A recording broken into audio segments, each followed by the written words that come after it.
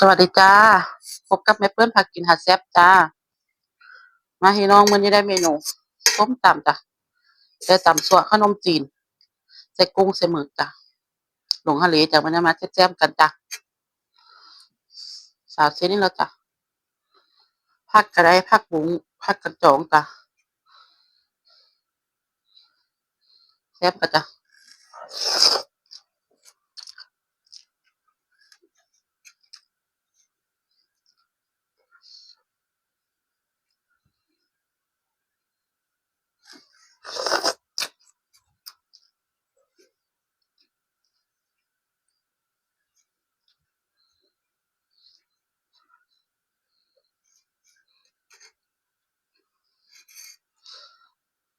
ทำยังไงจ้ะ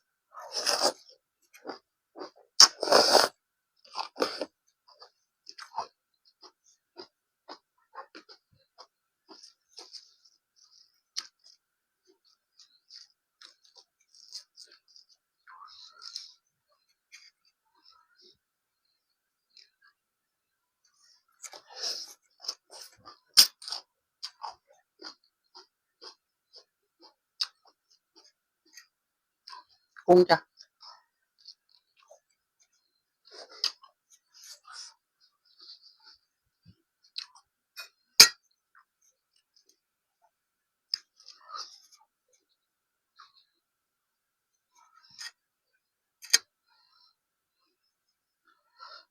ทำยังไงจ้ะ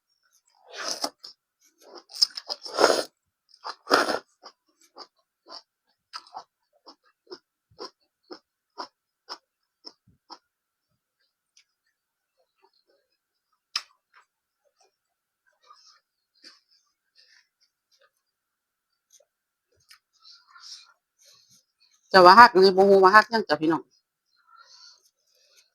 กินครั้งแรกจ้ะ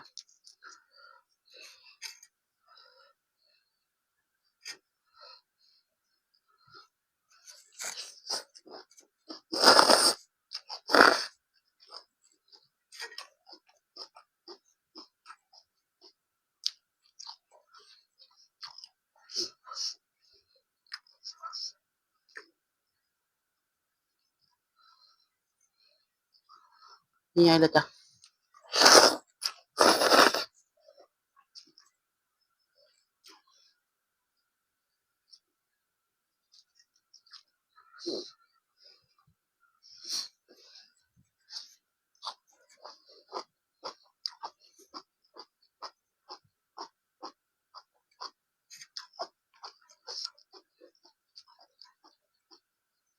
มาแซ่บๆกันเด้อจ้ะพี่น้องฟังไห้ฟังลาวต่างประเทศจ้ะแซ่บๆแม่เปิ้ลจ้ะทำยังไงจ้ะ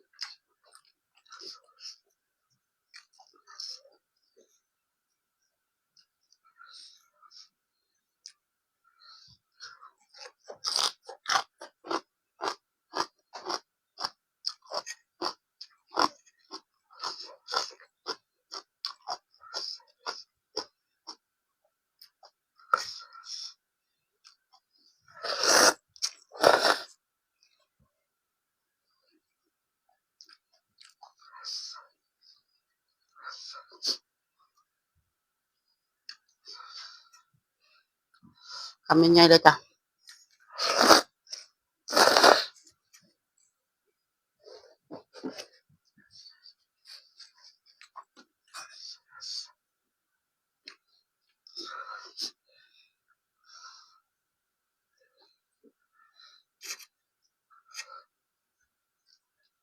ผักบุ้งลวกจ้ะ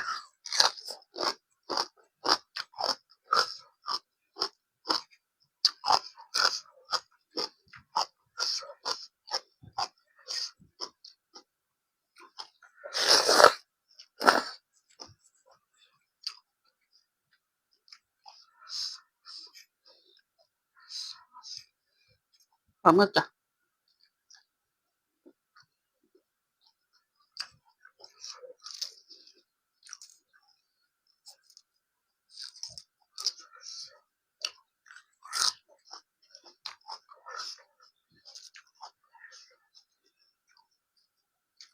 บ่ได้หูกับเมียนของบ่ได้เลยจ้ะน้อง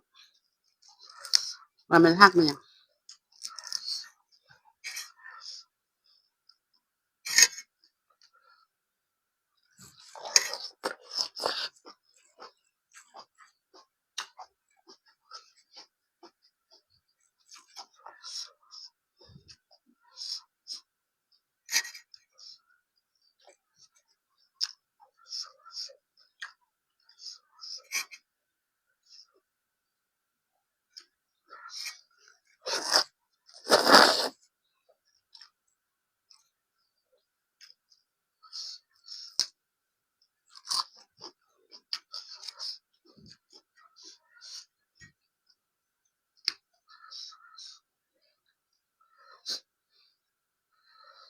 กระจงลวกจ้ะ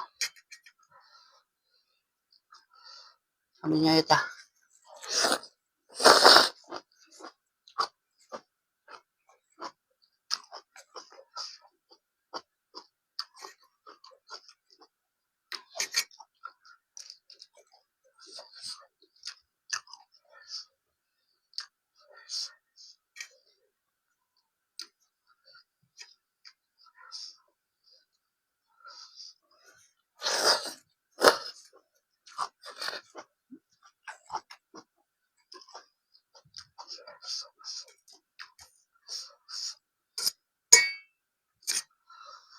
สดน้ำก็จะน้อยหน่อย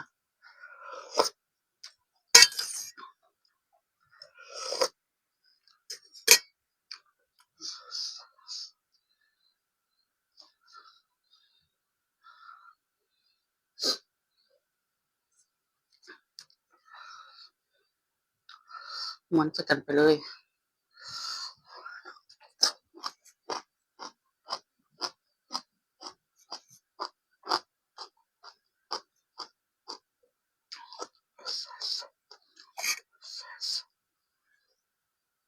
มันเช้าเส้นน่ะแม่เปิ้นเลยจ้ะ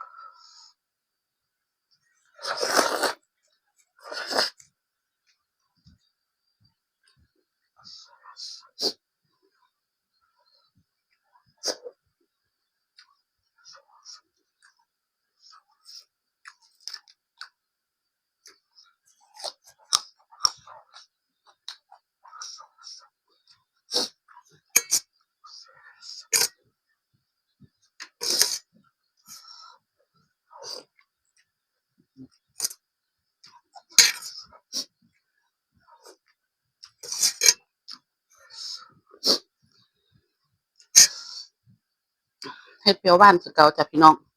บ่เผ็ดก็บ่แซ่บเนาะจ้ะส้มตำ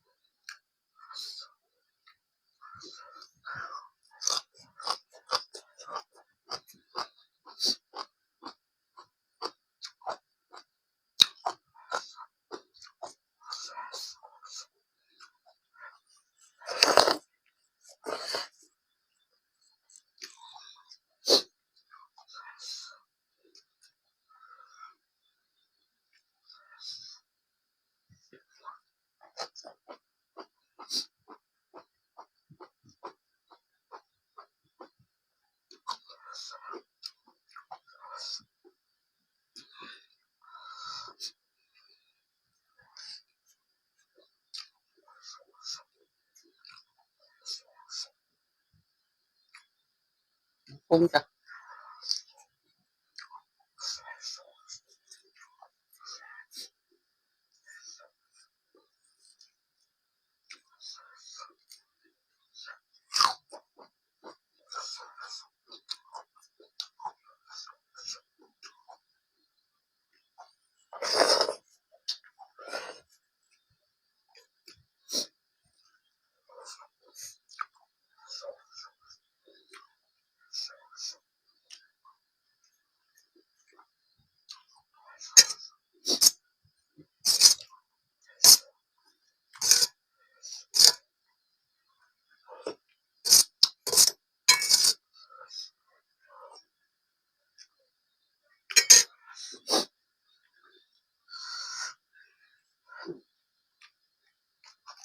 หนาวแล้วจ้ะพี่น้องอิ่มแล้วจ้ะให้เปิ้นก็ฝากกดไลค์กดแชร์กดติดตามให้เด้อจ้าคลิปนี้เอาไว้ส่ำนี้เนาะจ้าเดี๋ยวพบกันคลิปใหม่จ้าสวัสดีจ้า